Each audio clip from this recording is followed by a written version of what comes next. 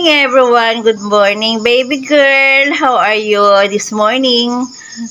Hello. Hi. Hi to everyone. Hi, everyone. Good morning. Good morning. Okay, guys. Punta tayo din at ako'y nagluluto ng adobong baboy. Late na ako, nagising 5 o'clock na. So, ito. Yan, hindi nyo nakikita yan.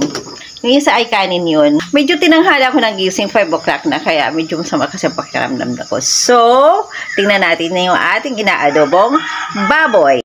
Ayan guys, pinapalambot ko pa yan kasi alam nyo naman, medyo matigas yan. Buto-buto yan na may mga laman naman din. Kaya ayan, babaunin ng mga apo ko yan.